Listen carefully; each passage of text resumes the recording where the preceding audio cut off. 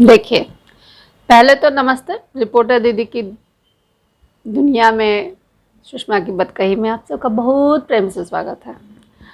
अब आज हम कुछ एक चीज़ें हम आपको बताएंगे। ऐसा हुआ कि बहुत शॉर्ट में बात करेंगे, ठीक है। कुछ एक चीज़ें जो प्रेमचंद जयंती हाल ही में गुजरी है और एक दो कार्यक्रमों में हमारा जाना हुआ, तो सच्चे बताएं, हमने उनकी किसी भी साहित्यकार, किसी भी लेखक, किसी भी महापुरुष की जो जयंती को है इतना मोनोटोनस बना दिया है कि उसके सामने अगर गुलशन कुमार के भाई की पिक्चर भी लग जाना तो वो भी फ्रेश लगेगी।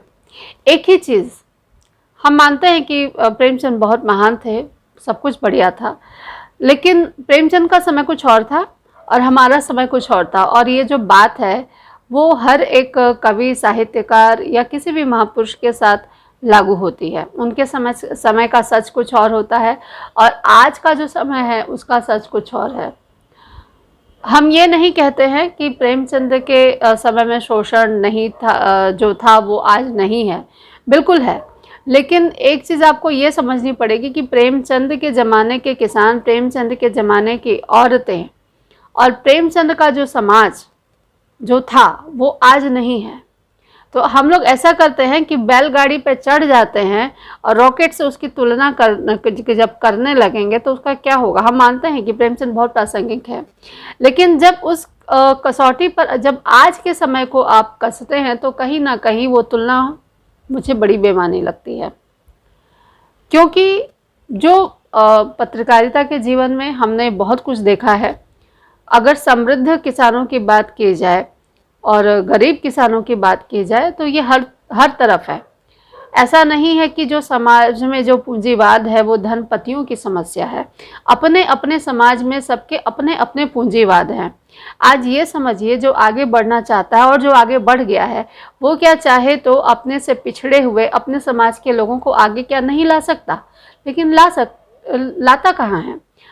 इस बात को ऐसे समझिए कि हम मानते हैं कि दलित बहुत पिछड़े हुए हैं, बहुत शोषित हैं, लेकिन दलित का जो एक वर्ग है, मायावती जैसे लोग हैं, जो कि समाज में दलित समाज से ऐसे बहुत से लोग हैं जिन्होंने अपनी पहचान बनाई है।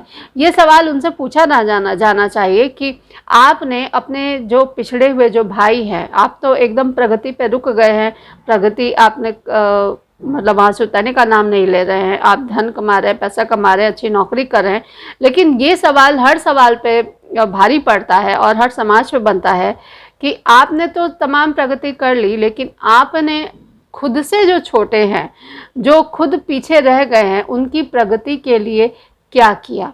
ये प्रश्न सिर्फ दलित समाज पे नहीं, ये समाज औरतों पे भी लागू होता है, यही बात किसानों पर भी लागू होती है। अगर आप नहीं किया, आपने ऐसा नहीं किया, उनको लागने के लिए कुछ नहीं किया, तो आप कब तक समाज के सामने रोते रहेंगे कि दलित पीछे हैं, कि किसान पीछे हैं, तो ये पीछे हैं, फलाना पीछे हैं। ऐसे ये जो विक्टिम कार्ड खेलना, ये कब तक चलता रहेगा।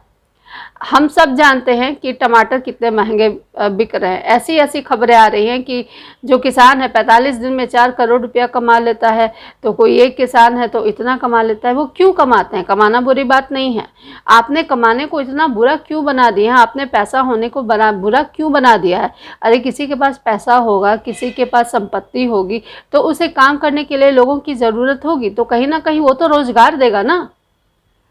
आप रोते रहेंगे, आप हमेशा मतलब गरीबी का रोना रोते रहेंगे, आप खुद आगे बढ़ने की कोशिश नहीं करेंगे, तो इसके लिए वो आगे बढ़ने वाला आदमी जिम्मेदार नहीं है, वो समाज भी जिम्मेदार नहीं है। जिम्मेदार आप खुद हैं जो आप आगे बढ़ने की कोशिश नहीं करते हैं।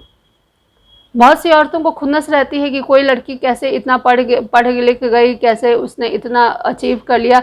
अरे भाई, उस औरत ने अपनी हड्डियां गलाई हैं, समाज के ताने सुने हैं, आपका जितना भी अत्याचार है उसने झेला है, वो उस रास्ते पर चलती गई, उसने हार नहीं मानी है, तब जाके वो सफल हुई है। तो जब सफलता को देखिए ना, तो उसके पीछे का अंधेरा भी देखिए कि उस व्यक्ति ने कितना कष्ट किया है। ये मुकेश अंबानी से जलने से अच्छा है कभी मुकेश अंबानी की जो ज़िंदगी में उसके कितने संघर्ष हैं, कभी उसको भी देखिए। सचिन तेंदुलकर को गाली देने से अच्छा है तो पहले वो देखिए कि उस क्रिकेट की दुनिया में उन्होंने कितनी मेहनत की है। किसी ने खुद को गलाया है, किसी ने इतनी कठोर मतलब मेहनत की है, जितने स्त्रियों के जो संघर्ष है वो तो दोहरे होते हैं। और आप ये इस बात की शिकायत करते हैं वो तो इतना ऊंचा उठ गया, उसने क्या किया। आप खुद से क्यों नहीं पूछते हैं कि आपने क्या किया। प्रेमचंद की दुनिया में प्रेमचंद, बहुत से लोग बोलते हैं कि प्रेमचंद गरीब थे, तो किताबों की जो रॉयल्टी आती थी वो कहाँ जाती थी। हम ये मानते हैं कि शुरुआती जीवन में प्रेमचंद के साथ समस्या थी, लेकिन वो एक मध्यम वर्ग से थे, ऐसा नहीं था वो बहुत धनी नहीं थे, लेकिन ऐसा भी नहीं था कि बहुत ज़्यादा मतलब बहुत ज़्यादा गरीब थे, ऐसा नहीं था। कमल किशोर गोयनका लिखते हैं कि प्रेमचंद ने अपनी बेटी की शादी में दहेज दिया। और मुझे लगता है कि प्रेमचंद जब लिखते हैं तो उनकी जितनी भी कहानियाँ देखें, वो उन जितने भी उपन्यास देखें, जितनी भी रचनाएं देखें, उनमें एक ना एक किरदार ऐसा है जो उनको जिसके जरिए वो खुद को जस्टिफाई करने की कोशिश करते हैं। आप सब जानते हैं कि मुंशी प्रेमचंद ने अपनी पहली पत्नी के होते हुए शिवरानी देवी से दूसरा विवाह किया था, लेकिन ये अपराध बोध उनके अंदर था। और इस अपराध बोध का प्रभाव मेरी नज़र में ये लगता है कि कोई ना कोई एक किरदार उनका ऐसा होता है जो स्त्रियों को ज्ञान देता लगता है। पता नहीं क्यों उनको प्रखर और जागरूक स्त्रियां अच्छी क्यों नहीं लगती हैं। वो उसे बहुत आगे ले जाते हैं, फिर उसको अचानक बांधने लगते हैं, क्यों मेरी समझ में नहीं आता। मैं प्रेमचंद को एक लेखक मानती हूँ, भगवान नहीं मान सकती मैं। बहुत सारे ऐसे लेखक हैं जो अच्छा लिखते हैं। और जब बात मणिपुर की आती है या मालदा की आती है, वो तो उनके जो किसान हैं वो शोषित हैं। लेकिन हमको ये भी देखना पड़ेगा, आज की दुनिया में आप खादी की बात करते हैं, इस सरकार के आने के बाद ये मेरा अनुभव है कि हिंदी को लेकर, खादी को लेकर जो शर्म थी वो शर्म हट रही है। पूरी तरह नहीं भी हटी है, लेकिन हट रही है। मातृभाषा पे जोर दिया जा रहा है। बहुत सारी बुराइयां हो सकती हैं, मैं खासतौर से स्त्रियों के मामले में इस सरकार को बिल्कुल असफल मानती हूँ। सच बात तो ये है कि स्त्रियों के मामले में इस देश की तमाम सरकारें विफल रही हों, चाहे वो कांग्रेस की हो, चाहे भाजपा की हो, चाहे वो माकपा की हो, चाहे वो तृणमूल की हो, चाहे किसी भी पार्टी की हो। मणिपुर में हुआ जो बहुत गलत हुआ उसके ज़रिए, लेकिन जब हम उसकी बात करते हैं तो हमें हावड़ा और मालदा इन सबको नहीं भूलना चाहिए। जब आप चयनित आलोचना करते हैं ना, तो आप मुद्दे को कमज़ोर कर देते हैं, वो आपकी बेईमानी उसमें झलकने लगती है। यही बात किसान के मामले में है। किसान को जब आपको आगे बढ़ाना है तो उसको नई तकनीक से जोड़िए।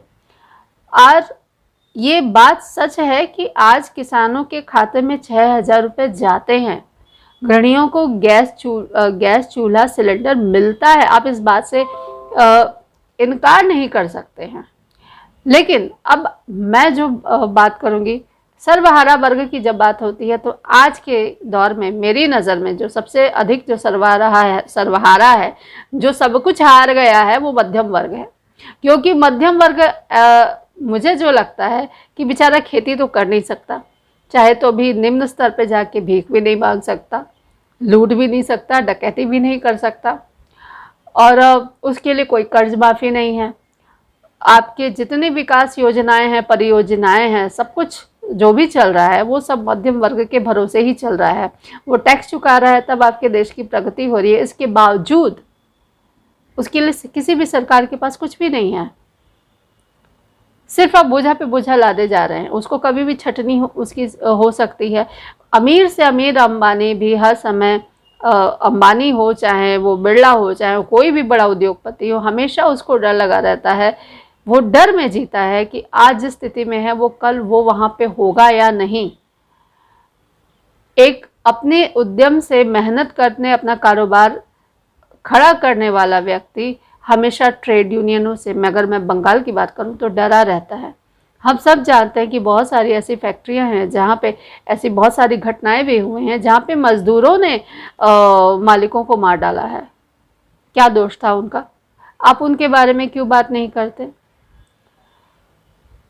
स्त्रियों को लेकर, किसानों को लेकर जब भी बात करें, हमें समग्रता से विचार करना होगा।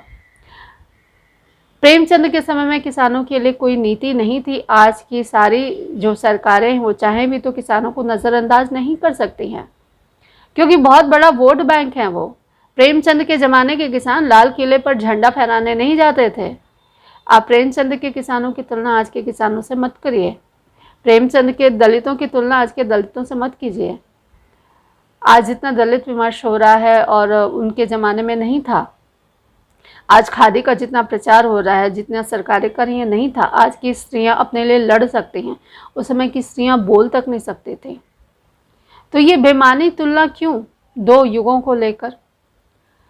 मतलब हम अगर मध्य वर्ग की बात करें तो हम तो छोटी छोटी चीज़ों में अपनी खुशी ढूंढ लेते हैं।